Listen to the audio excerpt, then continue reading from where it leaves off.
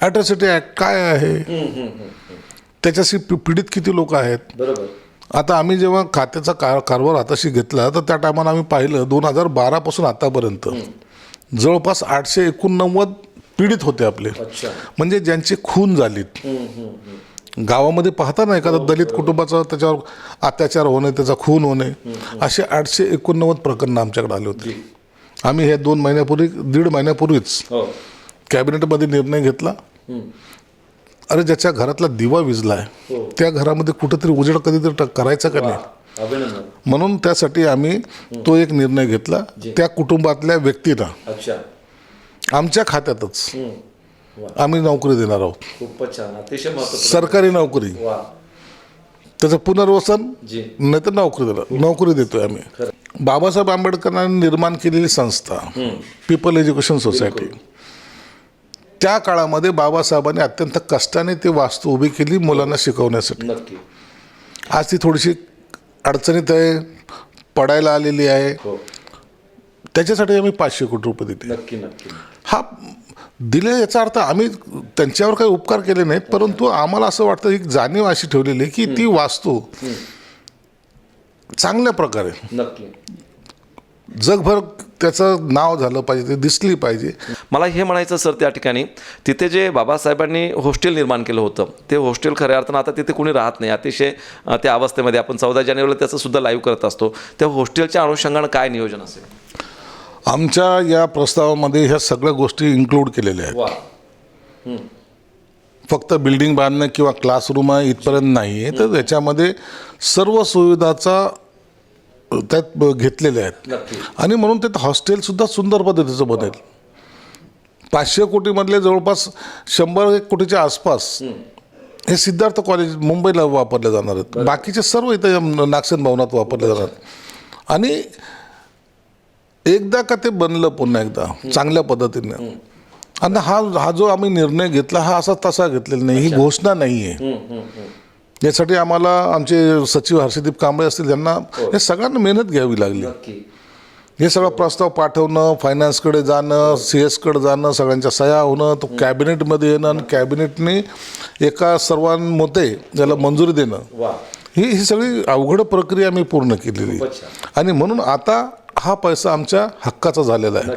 आम्ही सर्वजण आज त्या बाबासाहेब आंबेडकरांच्या पुण्याईमुळं आज या पदापर्यंत पोहोचलेलो आहोत.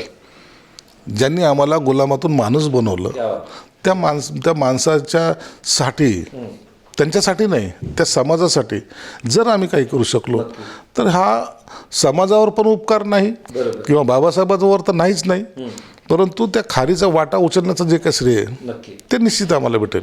सर, बार्टीच्या माध्यमातून जे काही विद्यार्थ्यांना आपण फेलोशिप देतो विविध विषयावर अभ्यास करण्यासाठी वगैरे, किंवा परदेशामध्ये विद्यार्थ्यांना शिक्षणासाठी वगैरे पडतं, काय प्रयोजन आहे?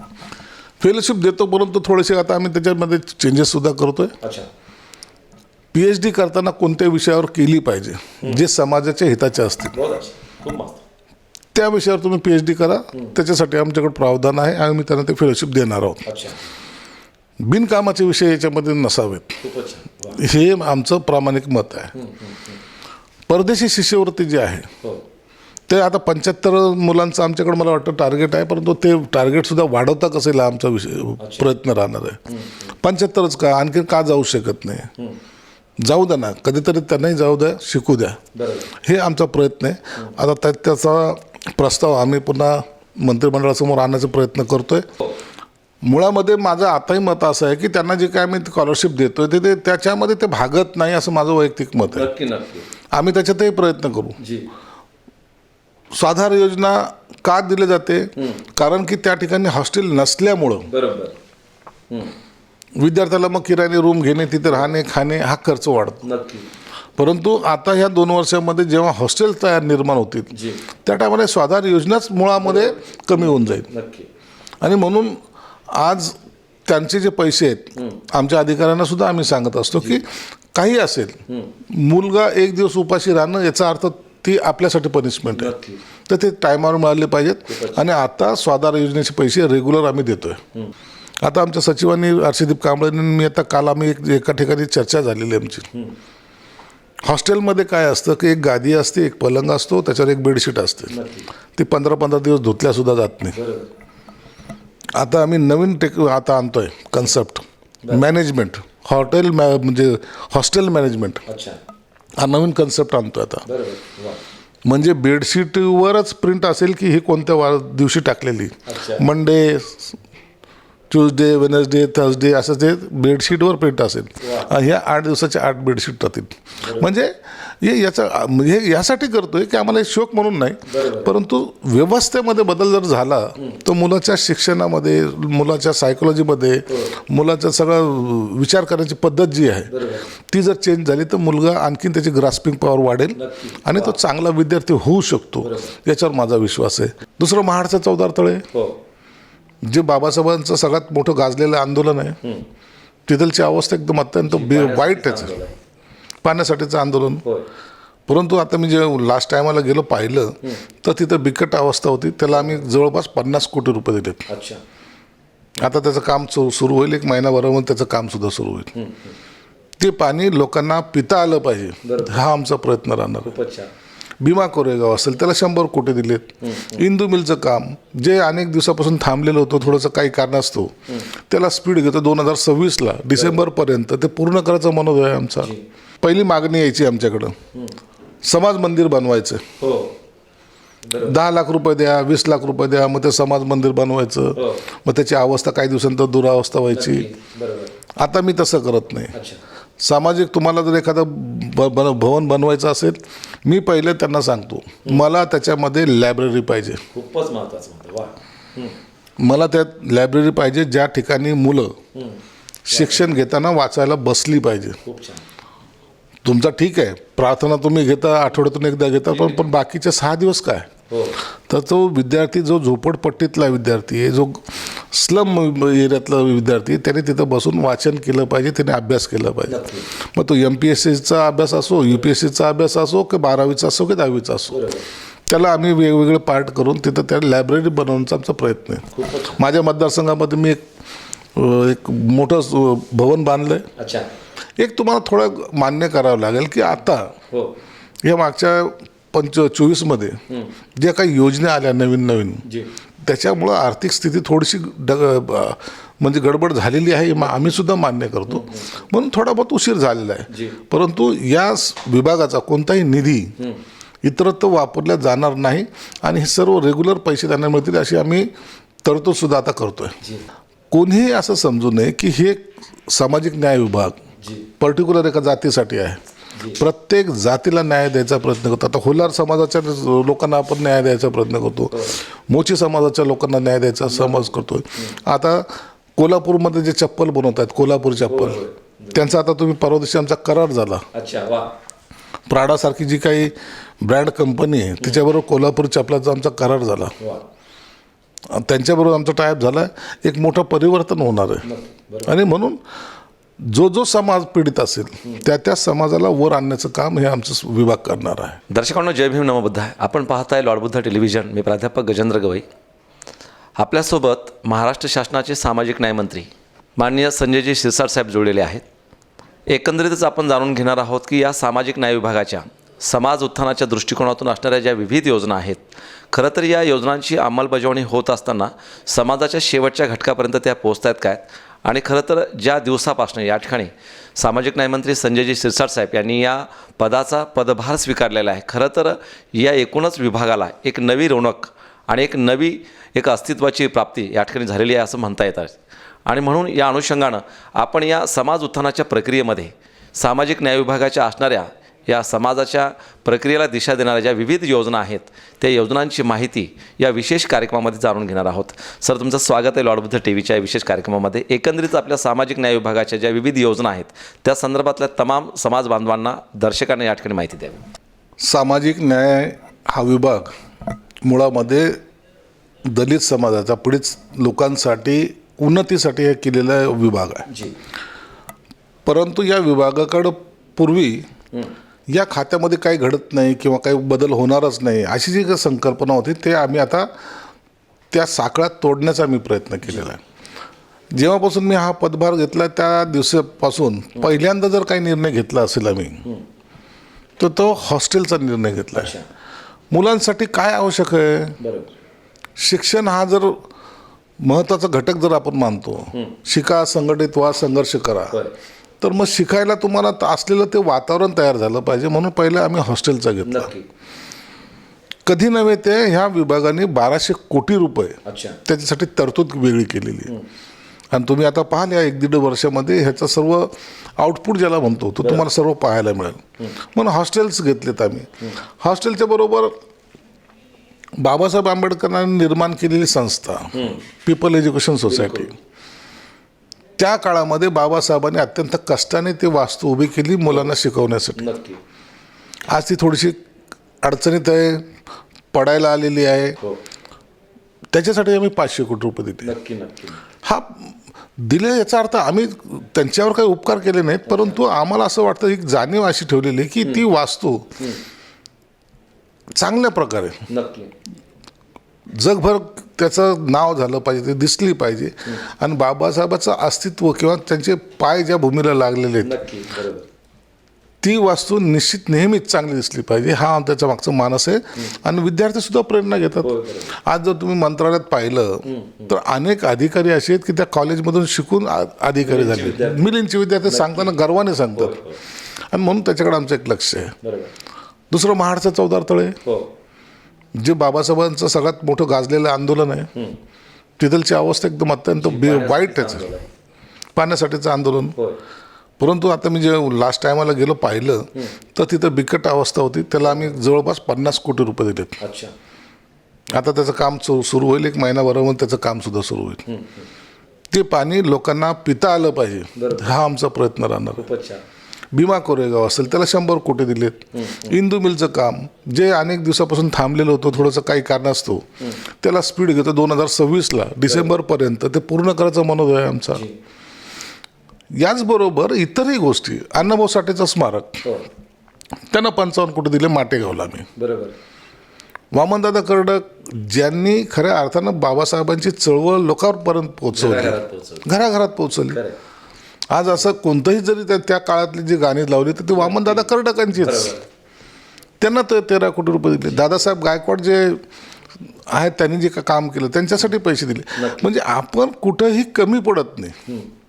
आमच्याकडे होतं नव्हतं का तर होतं, परंतु देण्याची मानसिकता नव्हती. ते आपण चेंज केलं. आता आम्हाला काम करायचं आहे. आता तुम्ही पाहत असाल मी दरवेळेला आमचे अधिकारी असतील, आम्ही असेल, दरवेळेला कोणत्या ना कोणत्या हॉस्टेलला व्हिजिट करतो. दरवेळेला काही ना काही चेंजेस करायचा प्रयत्न करतो. आता काम करणाऱ्यांना सुद्धा आता थोडासा धाक पण आहे आणि विद्यार्थ्यांना एक आनंद पण आहे की नाही आता आपले दिवस बदलणार आहेत. आणि म्हणून एक थोडासा प्रयत्न आमचा चालू आहे, काहीतरी खटपट करतोय. दर्शकांनो, खरं तर ज्या विभागानं समाजाच्या न्यायासाठी म्हणजे सामाजिक न्यायालाच न्याय देण्याची भूमिका ज्या व्यक्तिमत्वाच्या माध्यमातून या महाराष्ट्राला आता लाभलेली आहे ते आदरणीय सामाजिक न्यायमंत्री संजयजी शिरसाट यांच्या माध्यमातून आपण हे जाणून घेत आहोत की सामाजिक न्याय विभागाकडे खऱ्या अर्थानं अनेक वेळेस समाजाचा दृष्टिकोन तो हा नकारात्मक झाला होता. सर, काय होतं की स्वाधार नावाची एक योजना आहे, त्याचे वेळेवर ते जे मुलांना आर्थिक मदत मिळत असते ती मिळत नाही आहे, स्कॉलरशिप मिळत नाही, किंवा ज्या संस्थांमध्ये विद्यार्थी शिक्षण घेतात त्या संस्थांच्या माध्यमातून सुद्धा ही प्रक्रिया पूर्ण होत नाही आणि ती वेळेवर विद्यार्थ्यांना मिळत. म्हणजे शिक्षणाचा जो काही टाईम असतो तो विद्यार्थ्याचा निघून जातो. आणि मग कधीतरी आता आपण पाहतो की या KYC सिस्टीम किंवा बँक सिस्टीमच्या ऑनलाईन सिस्टीमनं ते कधीतरी खात्यामध्ये पैसे पडतात आणि मग तेव्हा मुलांच्या पालकांना खऱ्या अर्थानं कर्जाला रक्कम घ्यावं लागते लेकराच्या शिक्षणासाठी वगैरे. तर या अनुषंगाने आपल्याला काय वाटतं? स्वाधार योजना आता एकदम सुरळीत केली, सुटसुटीत केलेली आहे. आता त्यांचा डिस्टन्स होता तो डिस्टन्स कमी केलेला आहे. मुळामध्ये माझं आताही मत असं आहे की त्यांना जे काय आम्ही स्कॉलरशिप देतोय ते त्याच्यामध्ये ते भागत नाही असं माझं वैयक्तिक मत आहे. आम्ही त्याच्यातही प्रयत्न करू. स्वाधार योजना का दिली जाते? कारण की त्या ठिकाणी हॉस्टेल नसल्यामुळं विद्यार्थ्याला मग किरायाने रूम घेणे, तिथे राहणे, खाणे हा खर्च वाढतो. परंतु आता ह्या 2 वर्षामध्ये जेव्हा हॉस्टेल तयार निर्माण होतील त्या टायमाला स्वाधार योजनाच मुळामध्ये कमी होऊन जाईल. आणि म्हणून आज त्यांचे जे पैसे आहेत आमच्या अधिकाऱ्यांना सुद्धा आम्ही सांगत असतो की काही असेल, मुलगा 1 दिवस उपाशी राहणं याचा अर्थ ती आपल्यासाठी पनिशमेंट आहे, तर ते टायमावर मिळाले पाहिजेत. आणि आता स्वाधार योजनेचे पैसे रेग्युलर आम्ही देतोय. सर, स्कॉलरशिपचा मुद्दा जो आहे की अनेक दिवसापासून म्हणजे ज्या स्कॉलरशिप आहे तर त्या रखडल्या जातात किंवा मिळत नाही. स्कॉलरशिप आमच्याकडून रखडले जात नाही. आता काही वेळेला महाज्योती सारथींचे काही आता आजच प्रश्न विधानसभेत होता. जी रक्कम होती ते सुद्धा अर्थ खात्याने सांगितलं, अजितदादांनी स्वतः उत्तर दिले की मी काही दिवसामध्ये काही पैसे वळती करतो आणि उर्वरित जे आहे ते येणाऱ्या बजेटमध्ये देतो. पैसे आता थांबणार नाहीत. आता मुळामध्ये हे जे खातं आहे या खात्याला तुम्हाला एक तर कट करता येत नाही, कट मारता येत नाही आणि असलेली रक्कम ही तर वापरता सुद्धा येत नाही. म्हणून आता हे पैसे तातडीने दिले पाहिजे. एक तुम्हाला थोडं मान्य करावं लागेल की आता या मागच्या 24मध्ये ज्या काही योजना आल्या नवीन त्याच्यामुळं आर्थिक स्थिती थोडीशी म्हणजे गडबड झालेली आहे, आम्ही सुद्धा मान्य करतो. म्हणून थोडा बहुत उशीर झालेला आहे. परंतु या विभागाचा कोणताही निधी इतरत्र वापरला जाणार नाही आणि हे सर्व रेग्युलर पैसे त्यांना मिळतील अशी आम्ही तरतूद सुद्धा आता करतोय. दर्शकांनो, सामाजिक न्याय विभाग खऱ्या अर्थानं समाजाला एक न्याय देण्याच्या भूमिकेमधनं आणि समाजाच्या उत्थानाच्या दृष्टिकोनातून बाबासाहेब आंबेडकर म्हणतात, शिका, संघटित व्हा, संघर्ष करा. शिक्षण हे वाघणीचं दूध आहे आणि जो हे प्राशन करील तो एक दिवस वाघासारखा गुरगुरल्याशिवाय राहणार नाही. म्हणजे अर्थातच त्याचा मान सन्मान स्वाभिमान जागृत होईल आणि हे करण्याचं काम या ठिकाणी सामाजिक न्याय विभागाच्या माध्यमातून आता असणारे जे मंत्री महोदय आहेत संजयजी शिरसाट साहेब हे प्रामुख्यानं करतायत. कारण त्यांना ही जाणीव सगळी आहे समाजाच्या घटकामध्ये जे काही शोषित वंचित लोक या शिक्षणाच्या प्रवाहामध्ये येऊ पाहतात आणि त्यांना अर्थार्जन होत नाही किंवा आर्थिक कुवत त्यांची राहत नाही. त्या दृष्टिकोनातून सामाजिक न्याय विभाग या ठिकाणी कटिबद्ध आहे हे आपल्याला या ठिकाणी जाणता येते. खरं तर सर, आता येणाऱ्या 2027मध्ये महाडला या ठिकाणी 100 वर्षे पूर्ण होत आहेत बाबासाहेबांच्या आंदोलनाला, सत्याग्रहाला. या अनुषंगानं काय वाटतं की या शतकपूर्ती महोत्सवामध्ये आपली काय भूमिका राहणार? तोपर्यंत महाडचा तो परिसर जो आहे तो इतका सुंदर झालेला असेल. आजही लाखो लोक तिथं जातात. एक या समाजामध्ये एक भावनेला फार महत्त्व आहे. बाबासाहेबाचं नाव घेतलं तर तिथं कॉम्प्रोमाइज नाही. बिलकुल. ही जी काही भूमिका, आणि शिक्षितच नाही, जो शिकलेला नाही तो सुद्धा तेच मानतो. तुम्ही पाहत असाल 6 डिसेंबर असेल, 14 एप्रिल असेल, ही ज्या पद्धतीने लोक जमाव जो जातो ना उत्स्फूर्तपणे 6 डिसेंबरला अभिवादन करायचं मला बाबासाहेबाला. लाखो लोक कुठून येतात, कसे येतात, कोण पाहतं काही नाही, परंतु येतात. आणि मग अशा भावना ज्या ज्या ठिकाणी निगडीत आहेत त्यांच्या ज्या त्याचे, तर ते स्थळं आपल्याला चांगले करायचे. आता तो जो परिसर आहे त्या परिसरामध्ये फिल्टर पॅन लावणं, स्वर्ण मंदिराकडे जसं आहे ना तिथं जर तुम्ही जर गेला असेल तर तिथलचा सुद्धा जो पाण्याचा प्रवाह तो इतका सुंदर आणि नीट आहे. त्याच पद्धतीचा हा मॅप आहे. म्हणून आता 1 महिन्यानंतर जेव्हा काम चालू होईल तर तो 27पर्यंत कंप्लीट झालेला असेल. आणि मग ते महाडचं 14 तळे काय होतं आणि काय झालंय ते जर पाहिलं तर लोकसुद्धा तिथं आणखीन जास्त प्रमाणात येतील असं आम्हाला वाटतं. नक्कीच महाडची क्रांतीभूमी खऱ्या अर्थानं साहेबांच्या पुढाकाराने या ठिकाणी जो बदलाव या ठिकाणी होते त्याचं स्ट्रक्चर जे बदलतं आहे तिथलं पाणी आतापर्यंत खऱ्या अर्थानं आम्ही प्रत्येक वेळेस लॉर्डबुद्ध TV तिथे लाईव्ह करते, पण पाहतो आपण लोक फक्त त्या पाण्याला स्पर्श करतात पण पिऊ शकत नाही कारण त्या अवस्थेमध्ये ते. पण साहेबांनी तोही म्हणून व्यक्त केलं की आता इथून पुढे लोकसुद्धा ते पाणी प्राशन करतील, त्याची चव चाकतील. ज्या चवदार तळ्यानं खऱ्या अर्थानं तुमच्या आमच्यामध्ये त्या संघर्षानं त्या आंदोलनानं एक चव निर्माण केलेली आहे, तर ते पाणी आता चाखायला भविष्यामध्ये नक्कीच मिळणार आहे. सर, दुसरा प्रश्न माझा असा असेल, खरं तर तुमचं हे जे काम आहे यावर्षी जो निर्णय झाला, खरं तर हर्षदीप कांबळे साहेबांचं खूप मोठा योगदान आणि पुढाकार आहे. बाबासाहेब आंबेडकरांना ज्या नागसेन वनामध्ये ज्या परिसरामध्ये शिक्षणाची गंगोत्री या ठिकाणी सुरू केली आणि तुम्ही सांगितल्याप्रमाणे खरंच ते परिसर आता या ठिकाणी विद्यार्थी गावागावातनं आता येण्याची संख्या कमी झाली कारण आता गावागावामध्ये तालुक्यामध्ये कॉलेजेस निर्माण झाले, पण त्या भूमीतनं शिकणारा प्रत्येक विद्यार्थी आहे.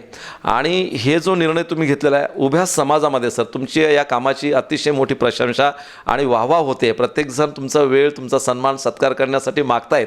कारण आम्ही जेव्हा लॉर्डबुद्ध TVच्या माध्यमातून उभ्या महाराष्ट्रामध्ये फिरतो तेव्हा लोकांची ह्या अतिशय सकारात्मक प्रतिक्रिया येतात.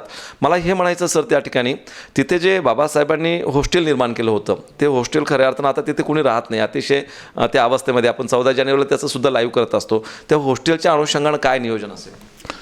आमच्या या प्रस्तावामध्ये ह्या सगळ्या गोष्टी इन्क्लूड केलेल्या आहेत.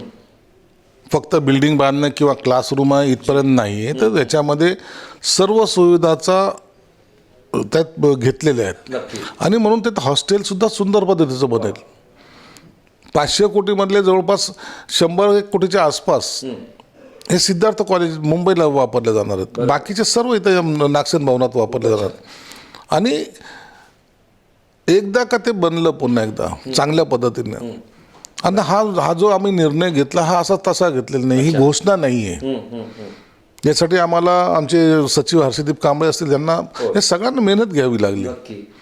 हे सगळा प्रस्ताव पाठवणं, फायनान्सकडे जाणं, CS कडे जाणं, सगळ्यांच्या सह्या होणं, तो कॅबिनेटमध्ये येणं आणि कॅबिनेटने एका सर्वांमते याला मंजुरी देणं, ही सगळी अवघड प्रक्रिया आम्ही पूर्ण केलेली.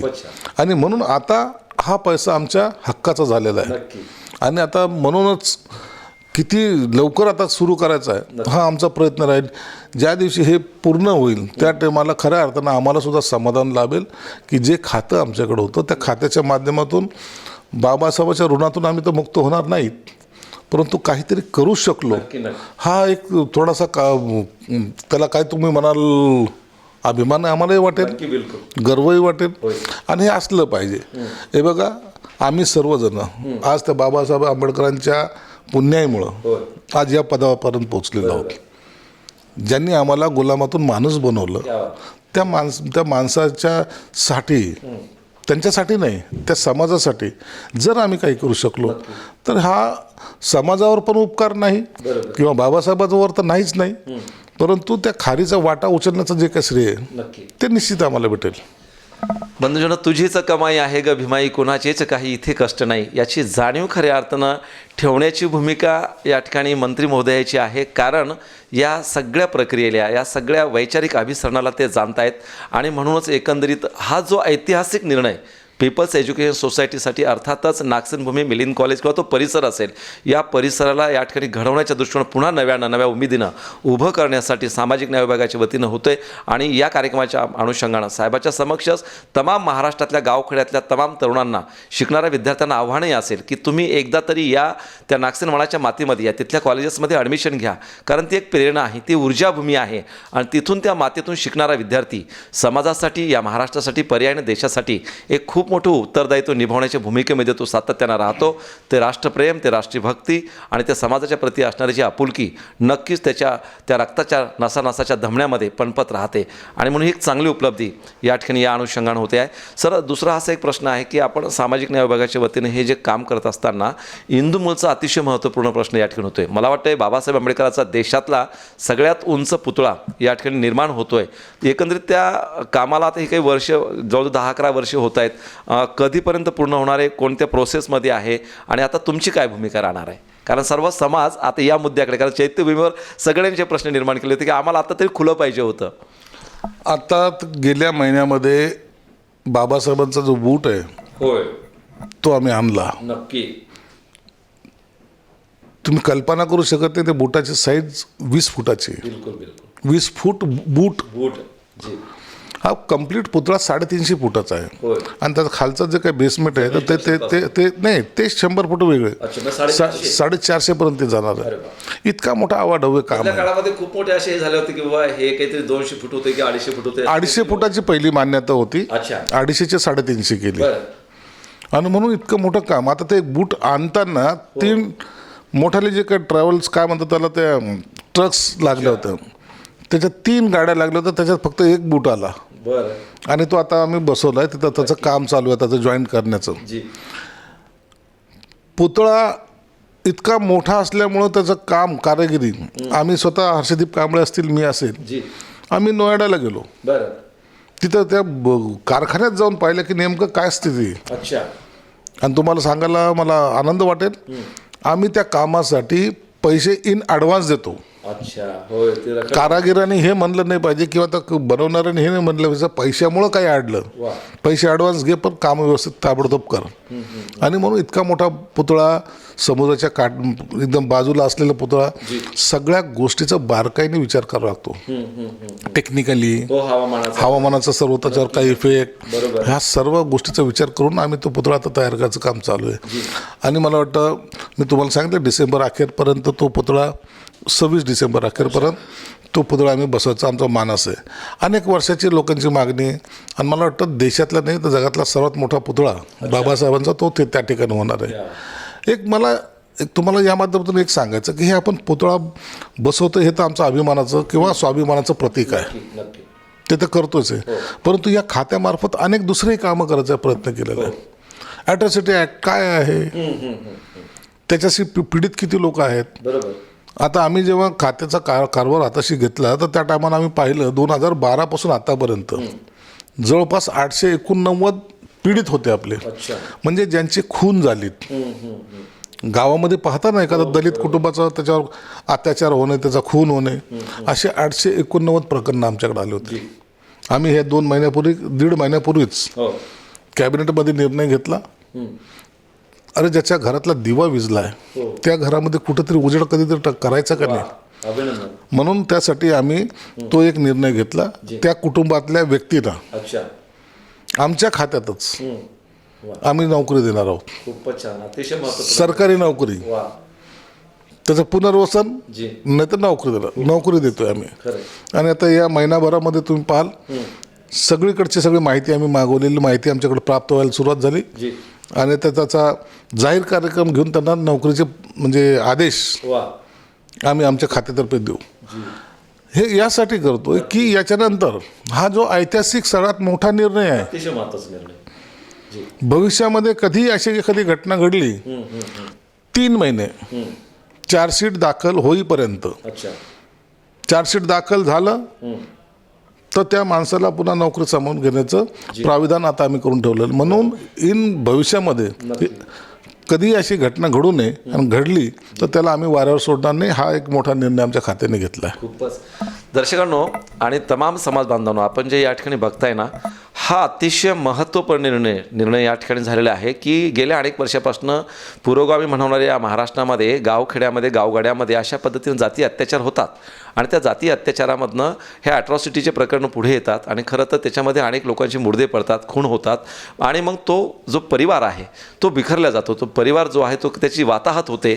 आणि अशा अवस्थेमध्ये एवढ्या संवेदनशीलतेनं त्या परिवाराचा विचार करणारी ही आजची जी यंत्रणा सामाजिक न्याय विभागाच्या माध्यमातून या ठिकाणी आहे, सन्माननीय मंत्री महोदय आणि हर्षदीप कांबळे साहेबांनी अतिशय महत्त्वपूर्ण हा खरं तर ऐतिहासिक निर्णय म्हणावा लागेल या सरकारचाही आणि मंत्री महोदयाची या कालावधीचा किंवा त्यांच्या या कार्यकालामधला, की जो खऱ्या अर्थाने येणाऱ्या पिढ्यांमध्ये भविष्यामध्ये जर असं कदाचित कुठल्या परिवारासोबत झालं, कमवता व्यक्ती या ठिकाणी गमावला गेला त्या जातीवादातनं, तर किमान त्या परिवाराला एक आधार शासनाच्या नोकरीच्या माध्यमातून सामाजिक न्याय विभागामध्ये या ठिकाणी होतो आहे.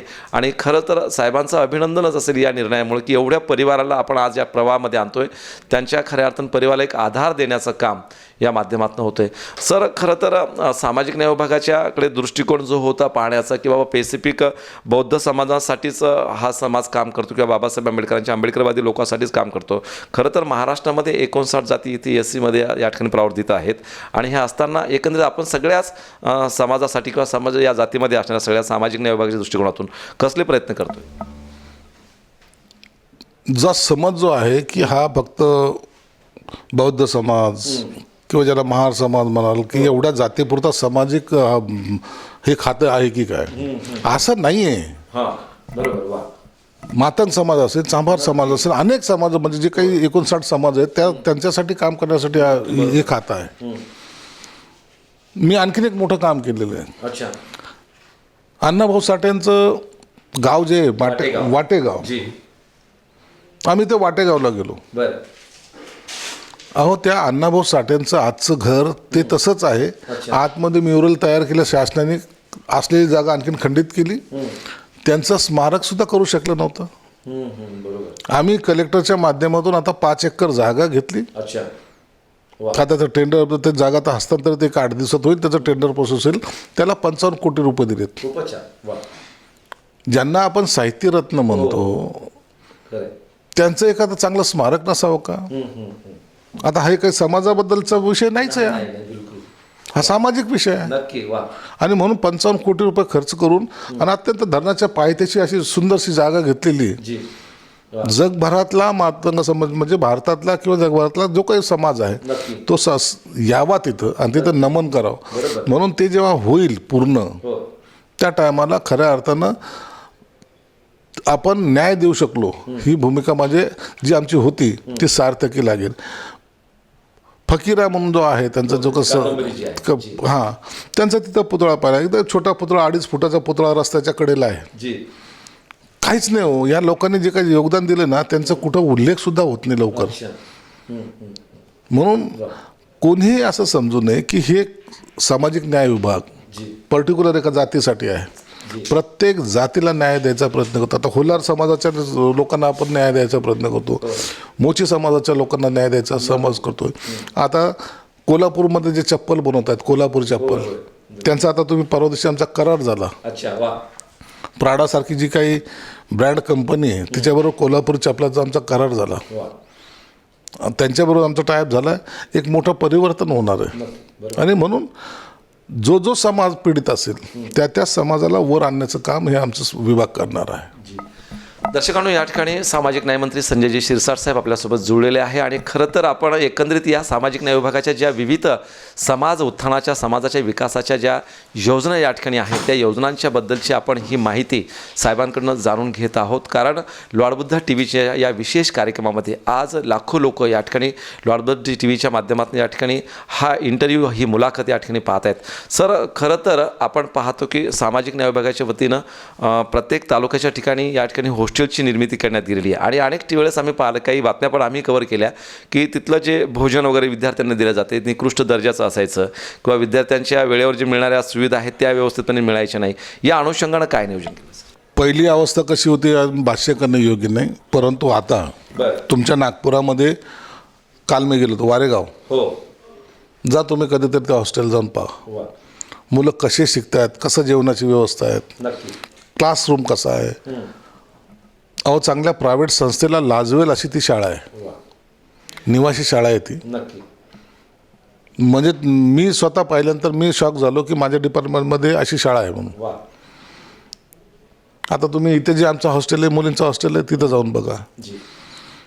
चेंजेस करायचं जे आहे ना, ती आता आमची मानसिकता आहे. आम्हाला हे सगळं चेंज पाहिजे.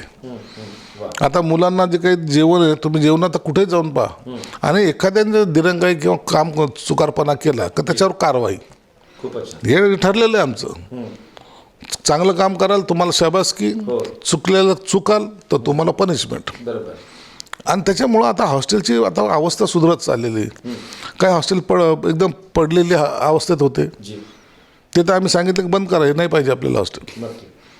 नवीन बिल्डिंग करू आपण.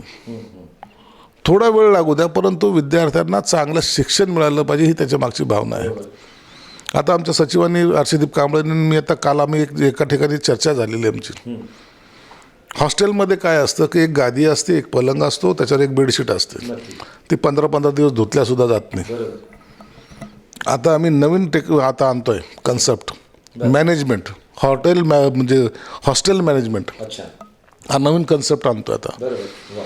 म्हणजे बेडशीटवरच प्रिंट असेल की ही कोणत्या दिवशी टाकलेली, मंडे, ट्यूजडे, वेनसडे, थर्सडे, असं ते बेडशीटवर प्रिंट असेल. ह्या 8 दिवसाच्या 8 बेडशीट राहतील. म्हणजे हे यासाठी करतोय की आम्हाला शौक म्हणून नाही, परंतु व्यवस्थेमध्ये बदल जर झाला तर मुलाच्या शिक्षणामध्ये, मुलाच्या सायकोलॉजीमध्ये, मुलाचा सगळं विचार करण्याची पद्धत जी आहे ती जर चेंज झाली तर मुलगा आणखीन त्याची ग्रास्पिंग पॉवर वाढेल आणि तो चांगला विद्यार्थी होऊ शकतो, याच्यावर माझा विश्वास आहे. काल मी त्या शाळेमध्ये गेलो होतो. 8वी 9वीची मुलं होती अशी सर्व. प्रत्येकाला मी विचारलं, का रे तुला काय बनायचं? तो म्हणतो मला इंजिनियर बनायचं, कोणी म्हणतो डॉक्टर बनायचं, कोणी म्हणतो IAS बनायचं. 8वी 9वीचा पोरगा, पण ज्या कॉन्फिडन्सने तो बोलत होता. आणि सगळं वेगवेगळ्या तालुक्यातली मुलं, कोणी कुठं तर एका ठिकाणची नव्हती. आणि जर त्यांची ही स्वप्न आहे त्यांच्या नजरेमध्ये, त्याला थोडंसं पुश करायचं आपला उत्साह पाहिजे.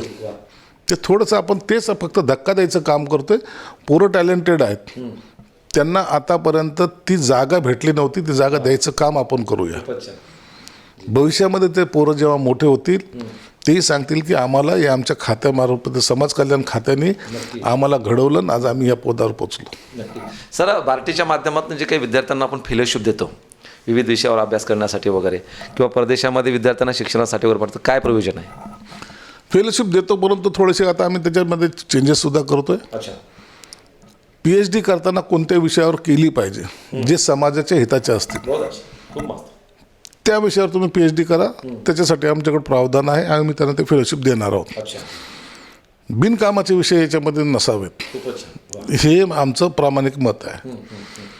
परदेशी शिष्यवृत्ती जी आहे ते आता 75 मुलांचं आमच्याकडे मला वाटतं टार्गेट आहे, परंतु ते टार्गेटसुद्धा वाढवता कसं येईल आमचा विषय प्रयत्न राहणार आहे. 75च का, आणखी का जाऊ शकत नाही, जाऊ द्या ना, कधीतरी त्यांनाही जाऊ द्या, शिकू द्या, हे आमचा प्रयत्न आहे. आता त्याचा प्रस्ताव आम्ही पुन्हा मंत्रिमंडळासमोर आणण्याचा प्रयत्न करतोय, परंतु यावेळी या अर्थसंकल्पाच्या वेळेला त्याच्यावर सुद्धा चर्चा होईल साधक बाधक. विद्यार्थी वाढला पाहिजे, जो कोणी शिक्षण घेण्यासाठी तयार असेल, ज्याची मानसिकता असेल, त्याला ते पूर्ण शिक्षण देण्याचं आमचं मनोदय आहे. ते केलंच पाहिजे. पुन्हा सांगतो की शिका, संघटित व्हा, संघर्ष करा, हे बाबासाहेबांनी दिलेले मूलमंत्र जे आहेत त्याचा आधार खऱ्या अर्थानं शिक्षणापासून सुरू होतो, पहिली पायरी, आणि नंतर बाकीच्या सगळ्या गोष्टी. म्हणून पहिल्या पायरीवर पाय ठेवताना तो विद्यार्थ्यांनी तेवढ्याच हिमतीने ठेवला गेलं पाहिजे, असा आमचा प्रयत्न राहणार आहे. दर्शकांना खरं तर हा इंटरव्ह्यू करत असताना माझ्या अंगावरती शहारे येतात की शिक्षण हा जो महत्त्वाचा घटक आहे मानवी उत्थानाच्या दृष्टिकोनातून, त्याच्या व्यक्तिमत्वाच्या जडणघडणीमध्ये, आणि याच विषयावरती अगदी या ठिकाणी प्रामाणिकपणे बोट ठेवण्याचं काम आणि त्याला विकसित करण्याचं काम मंत्री महोदयाच्या माध्यमातून, पर्यायीनं सामाजिक न्याय विभागाच्या माध्यमातून या ठिकाणी होते आहे. आणि आता येणाऱ्या पिढीसाठी ही चांगली उपलब्धी भविष्यासाठी नक्कीच राहणार आहे. सामाजिक न्याय विभागाच्या विविध योजना ज्या कार्यरत आहेत आणि ज्या खऱ्या अर्थानं विकासाकडे घेऊन जाणाऱ्या आहेत, त्या नक्कीच आपल्याला दिशा देणार आहेत. सर, सामाजिक न्याय विभागाच्या वतीनं मधल्या काळामध्ये सामाजिक संविधान भवनाची एक नवीन कन्सेप्ट आली होती, जेणेकरून त्या ठिकाणी ते संविधान भवन उभं राहील, तिथे वाचनालय उभे राहतील किंवा जे विहार असतील ते विहार डेव्हलप होतील आणि तिथल्या समाजाचा असणारा घटक तिथे येऊन वाचेल, कारण वाचाल तर वाचाल. तर या अनुषंगानं ते सामाजिक न्याय भवन जे उभे राहिले होते त्याचा उद्देश वेगळा होता. चंद्रकांत हांडोरेंनी जे काही संविधान भवन, सामाजिक न्याय भवन त्याला म्हणता येईल, ते यासाठी होते की सर्व विभाग हे एका ऑफिसमध्ये एका ठिकाणी असले पाहिजे. ते जिल्ह्याच्या वेगवेगळ्या ठिकाणचे ते एकत्रित करण्याचा तो प्रयत्न होता, आणि ते चांगली गोष्ट, कल्पना चांगली होती. प्रत्येक ती कन्सेप्ट तीच होती की प्रत्येक अनेक विभागामध्ये जाऊन एक ऑफिस इकडे आहे, एक पूर्वेला आहे, एक पश्चिमेला, न करता ते एका ठिकाणी ते असलं पाहिजे आणि ते येणाऱ्या माणसाला तिथं न्याय मिळाला पाहिजे, म्हणून त्या संविधान भवनचा कन्सेप्ट तो तिथं वापरला गेला. आता त्या तालुका लेवलला सगळीकडे आपण एक सव्वा कोटीचे ते ऑफिसच म्हणता येईल त्याला, भवनला जे काय ते स्थापन केलेत. परंतु त्याच्यानंतरचा हा सेकंड पार्ट जो आम्हाला महत्त्वाचा वाटतो तो हॉस्टेलचा, तो आम्ही आता करतोय. आता ते एक विषय संपल्यानंतर दुसऱ्या विषयाकडे आपण वाटचाल केली पाहिजे. सर्वात प्रथम काय व्हायचं, आपल्याकडं समाजामध्ये पहिली मागणी यायची आमच्याकडं, समाज मंदिर बनवायचं. 10 लाख रुपये द्या, 20 लाख रुपये द्या, मग ते समाज मंदिर बनवायचं. मग त्याची अवस्था काही दिवसांतर दुरावस्था व्हायची. आता मी तसं करत नाही. सामाजिक, तुम्हाला जर एखादं भवन बनवायचं असेल, मी पहिले त्यांना सांगतो मला त्याच्यामध्ये लायब्ररी पाहिजे. खूपच महत्त्वाचं. मला त्यात लायब्ररी पाहिजे ज्या ठिकाणी मुलं शिक्षण घेताना वाचायला बसली पाहिजे. तुमचा ठीक आहे, प्रार्थना तुम्ही घेता, आठवड्यातून एकदा घेता, पण बाकीचे 6 दिवस काय? तर तो विद्यार्थी, जो झोपडपट्टीतला विद्यार्थी आहे, जो स्लम एरियातला विद्यार्थी, त्याने तिथं बसून वाचन केलं पाहिजे, त्याने अभ्यास केला पाहिजे. मग तो MPSCचा अभ्यास असो, UPSCचा अभ्यास असो, की 12वीचा असो की 10वीचा असो, त्याला आम्ही वेगवेगळे पार्ट करून तिथं त्या लायब्ररी बनवण्याचा आमचा प्रयत्न आहे. माझ्या मतदारसंघामध्ये मी एक मोठं भवन बांधलं आहे. पहिले जे दलित पॅंथरचे नेते होते गंगाधर गाडे, त्यांच्या समोरच 5 कोटीचं बांधलंय, आणि त्याच्यामध्ये तर लायब्ररी आता सुरू करतोय. आणि त्या लायब्ररीमध्ये जर मुलगा तिथं बसून जर शिकला तर खऱ्या अर्थाने त्या भवनाचा उपयोग आहे. म्हणून तसे कन्सेप्टसुद्धा आमच्याकडे आहेत. आता मी 10-20 लाखाचं कुठेही सामाजिक न्याय भवन बांधत नाही. माझ्याकडे या 5 कोटी घ्या, परंतु पहिली लायब्ररी बनवा. बाबासाहेबाचा आदर्श मानताना तो बाबासाहेबांनी जे सांगितले त्याचं अनुकरण करा, हा त्याच्या मागचा उद्देश असतो. म्हणून भविष्यामध्ये आता सर्व गोष्टी, आज तुम्हाला इतक्या काही एका वर्षामध्ये असलेला आमचा प्रवास आहे, जितका प्रवास वाढेल तेवढं तुम्हाला नवीन कल्पनाला देईल मी तुम्हाला. तुम्हाला सुद्धा तुमच्याकडून आम्हाला सहकार्याची अपेक्षा आहे. आम्ही जे करतो ते समाजासाठी पॉझिटिव्ह, आमच्यासाठी पॉझिटिव्ह म्हणून करत नाही, तर हे समाजासाठी पॉझिटिव्ह असलेलं काम आम्ही करायचा प्रयत्न करतोय. तुमचं सहकार्य असं असलं पाहिजे की समाजामधला इतर जो घटक आहे काही वेळेला समाजामधला एक वर्ग असाही असतो की जो चांगल्या कामालाही विरोध करतो नक्की आणि कामही करत नाही. बरोबर. त्यांना सुद्धा तुमच्याकडून चांगला मेसेज गेला पाहिजे की आपण सर्व एकत्रित राहा आणि आपल्या मुलांना शिक्षणाच्या माध्यमातून थोडं पुढं जायला जी संधी मिळते त्याचा सर्वांनी उपयोग करून घ्या. माझं खातं आहे, माझ्या खात्यामध्ये फक्त शिक्षणच नाही, तुम्हाला रोजगारासाठी संधी आहे, तुम्हाला जे अवश्य आहे जगण्यासाठी त्या सगळ्या गोष्टी माझ्या खात्यातर्फे दिल्या जातात. परंतु त्याचा वापर योग्य आणि चांगल्या ठिकाणी करा, एवढी तुम्हाला विनंती राहणार. धन्यवाद. दर्शकांनो, आपल्यासोबत या ठिकाणी जुळलेले होते महाराष्ट्र शासनाचे सामाजिक न्यायमंत्री संजयजी शिरसाट आणि एकंदरीत या सामाजिक न्याय विभागाच्या विविध योजनांची माहिती आपण या अनुषंगाने घेतली.